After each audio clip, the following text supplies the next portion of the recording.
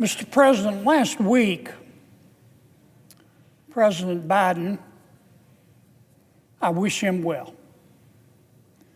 gave his farewell address to America. He said a number of things, but one in particular got my attention.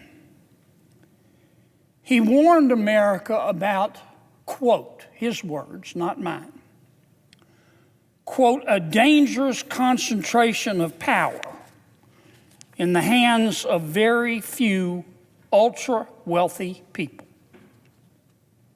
President Biden went on to say, and I quote again, today, an oligarchy is taking shape in America of extreme wealth, power, and influence that literally threatens our entire democracy,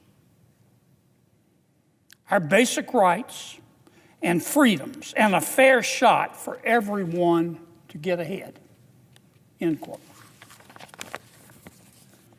Now, I don't know who President Biden was talking about, but I know one particular circumstance about which I'm going to speak that fits his warning. Again, I don't know if the circumstance I'm about to describe is what President Biden meant, but if the shoe fits, wear it, Cinderella. Let me cut to the chase. Mr. George Soros is an oligarch. He's one of the wealthiest people in the world. He's a friend of President Biden's. Nothing wrong with that. In fact, President Biden just gave him, I think, the highest civilian honor that a president can give to a civilian, the Presidential Medal of Freedom. Mr. George Soros is buying WWL AM radio in New Orleans.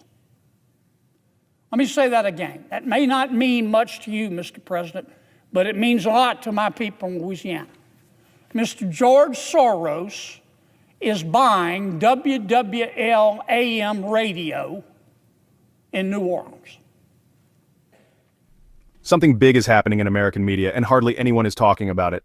Billionaire George Soros just took control of 200 radio stations, including WWL in New Orleans. The FCC approved this deal lightning fast, and now Senator John Kennedy is demanding answers. Was this just a normal business deal, or did politics play a role? Today, we break it all down. Let's get into it. WWL Radio, a Louisiana institution, was owned by Odyssey. Odyssey got into deep financial trouble, $1.9 billion in debt. Soros bought $415 million of that debt and became the biggest shareholder. Translation, he took WWL AM radio is practically an institution in my state. It's been around since 1922. 1922. Over 100 years. It's a clear channel. It's what the communications experts call a clear channel Class A station. Its transmitter power output is about 50,000 watts. That's a lot, folks. That's the maximum for commercial AM stations in the United States. It's the lead station on the New Orleans Saints radio network. It's an important station. And Mr. George Soros is buying it. Now, what does that mean, and how did this happen?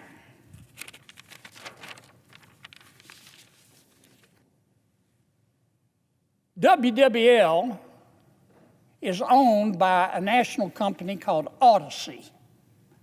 A-U-D-A-C-Y, Odyssey. Odyssey has about 220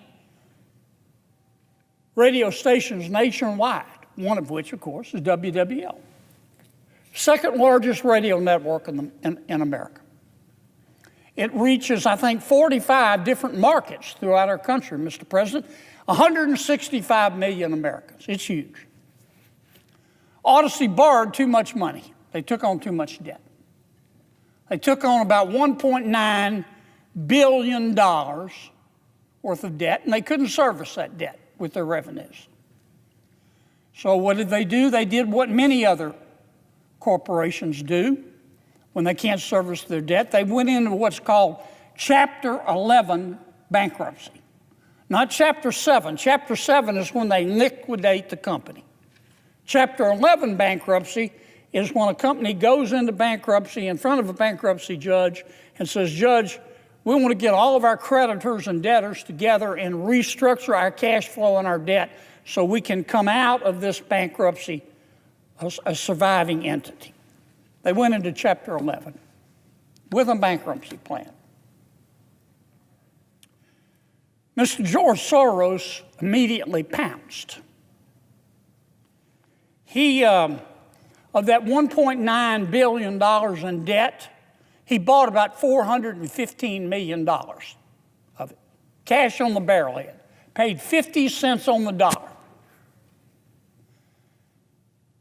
One of the tenets of the reorganization was that all the current shareholders would be wiped out.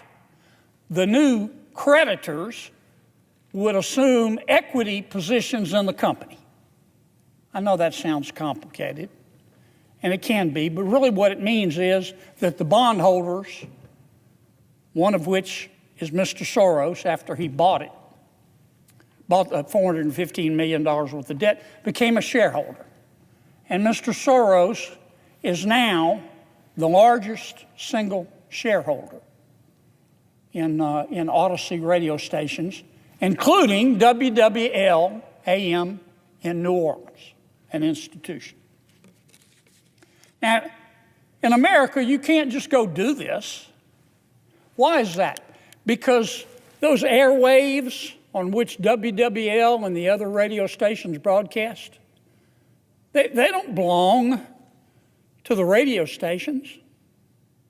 They belong to you, and you, and you, and you. These airwaves, the spectrum, if you will, they're owned by the American people.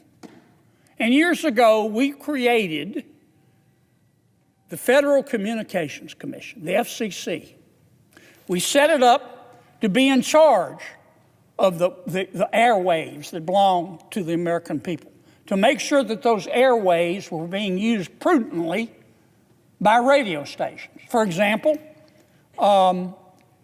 if a radio station is bought by a bunch of foreign nationals or foreign entities, the FCC has got to approve it.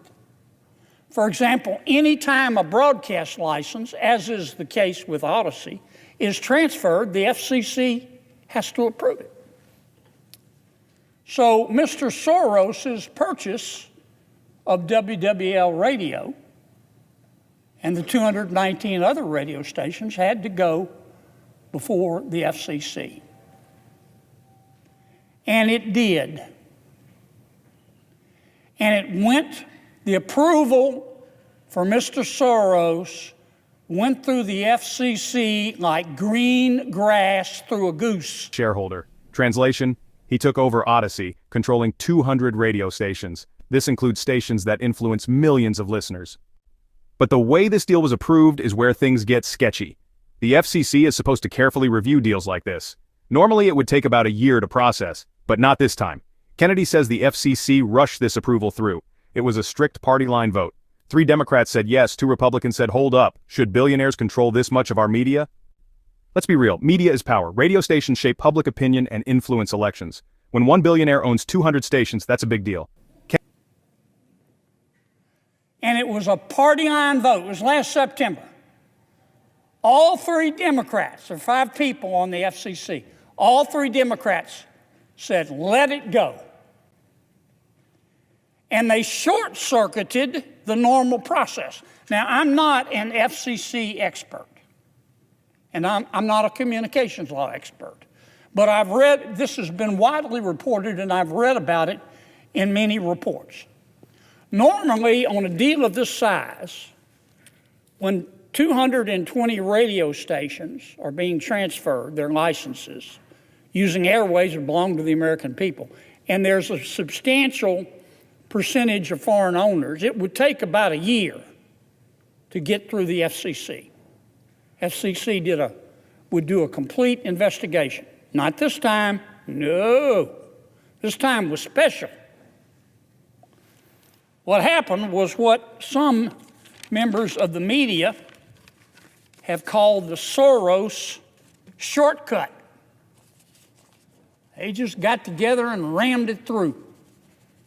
Did I mention it was like green grass through a goose? 3-2. Now, the two Republicans on the commission, they're screaming the whole time, whoa, Nellie, whoa, whoa. Why aren't we taking this seriously? Why aren't we investigating this? Why aren't we doing our due diligence?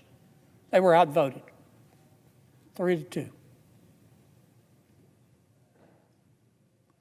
You know, when even in a democracy, when you've got the votes, you can make a porcupine like hot peppers if you've got the votes. It doesn't make it right. A number of people petitioned the FCC and said, please don't do this. One of the groups that petitioned the FCC was a group called Media Research Center. The FCC, 3 Democrats, 2 Republicans, dismissed them. But this is what the Media Research Center said. Quote, their words, not mine. There is no question that George Soros and his affiliated businesses are looking to control these radio stations to advance their particular brand of activism, close quote.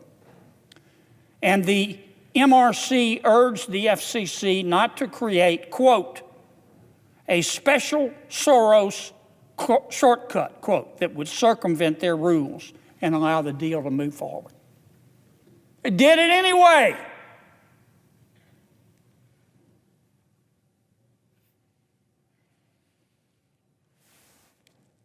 Here's what Mr. Troy A. Miller, NRB president and CEO, said. He said, quote, my words, or his words, not mine, quote, the fact that the FCC is apparently willing to bypass the usual protocols, that means the normal procedures, to get this transaction done just weeks before a presidential election and right after the President of the United States gave Mr. Soros the Presidential Medal of Freedom, seriously undermines the Commission's credibility and raises unwarranted questions of whether administrative processes are being manipulated to exert political interference and preference, end quote. Here's what one of the Republican members of the FCC in dissent said, quote, Commissioner Brendan Carr, who's soon to be chairman of the FCC, now that there's a new sheriff in town. Here's what Mr. Carr said. The Commission's decision today, approving Mr. Soros's plan, is unprecedented.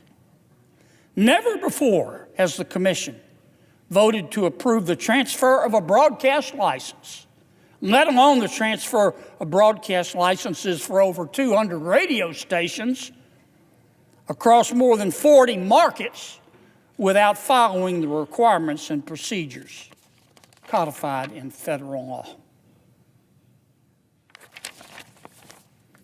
Deal. Kennedy worries about who controls the airwaves. Soros supports open borders and criminal justice reform.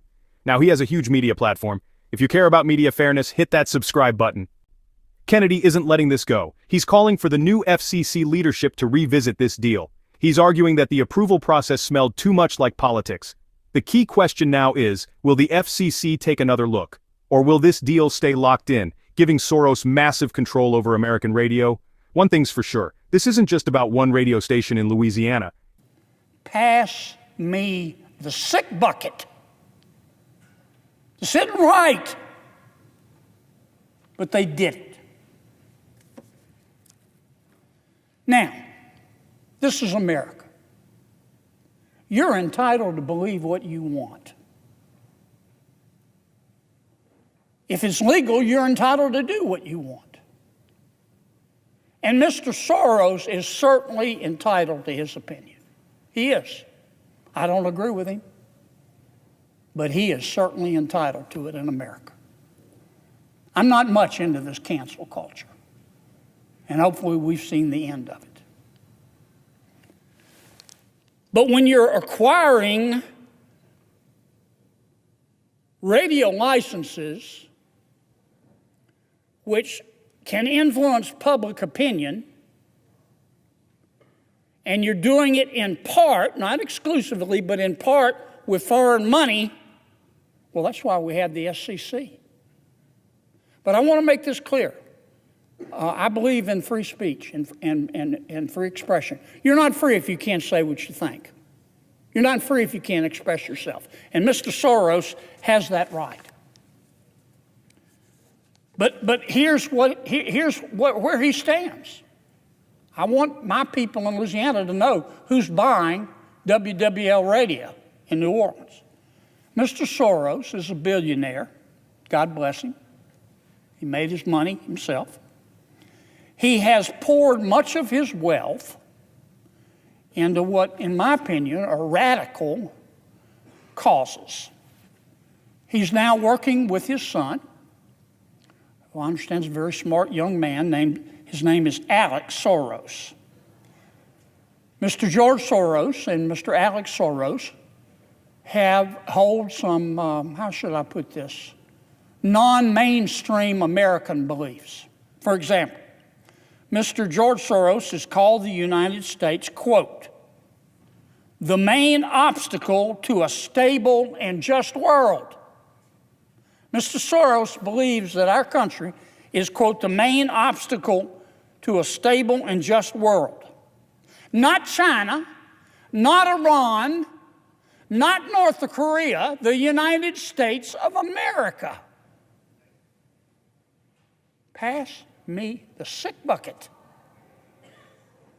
Mr. Soros has also said that China has, quote, his words, not mine, China has a, quote, better functioning government than the United States of America.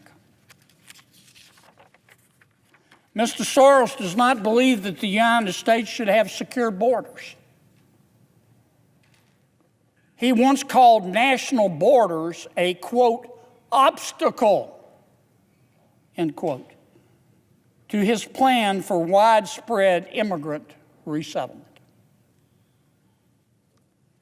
Mr. Soros and his family, as you probably know, have spent millions and millions of dollars to elect prosecutors throughout America who believe that violent criminals are the real victims. These prosecutors believe, for the most part, that if a cop has to shoot a criminal, it's always the cop's fault, but if a criminal shoots a cop, it's always the gun's fault. These prosecutors that Mr. Soros has backed with millions of dollars all believe that if you are concerned about crime, you're automatically a racist. Mr. Soros and his son Alex have called for, Alex in particular, have called for softer sentences on violent criminals. This is what he has said. I'm quoting his words, not mine. But if we are serious, Mr. Alex Soros said, but if we are serious about ending mass incarceration, we must also rethink our response to crimes that are more serious, including violent ones. Even those who have been victims of violence increasingly do not believe in long-term prison sentences. In short, Mr. Soros, both George and Alex, believe that America would be better off if we had open borders. They believe that if America would be better off, in my opinion, This is how I read their writings. If we ended jails, and if we ran our government like the Communist Party of China. I don't agree with that. But Mr. Soros, both of them are entitled to their opinion. But my people in Louisiana are entitled to know whose opinion they're hearing on the radio. And this has not been reported once in Louisiana. Let me say it again. Mr. George Soros, through a expedited procedure, I'm trying to be even-handed here, who received the Presidential Medal of Freedom from President Biden, and who is close to President Biden and all of my Democratic colleagues, on a 3-2 vote at the FCC, has been able to buy over 200 radio stations throughout America, including WWL Radio. And I want my people to know about it. And I want to make sure that it was done legally. I'm not saying it wasn't done legally. I am saying that it looks funny. Not funny, ha-ha. It looks weird the way this was done. It has the aroma of politics. And I hope the new FCC revisits this issue. These licenses and these airwaves do not belong to me or the FCC or to Odyssey or to WWL. They belong to you and you and you, the American people. And we're supposed to make sure through our FCC, that's why God created the FCC, that these licenses are not just given in Louisiana. to anyone. It's about who controls the media you hear every single day. So what do you think? Should the FCC take another look at this deal? Was this just business, or was there a political agenda at play? I want to hear your thoughts, so drop a comment below and let's get this conversation going. And if you're new here, make sure to subscribe so you don't miss updates on this and other big stories affecting media and politics. Thanks for watching, and I'll see you in the next one.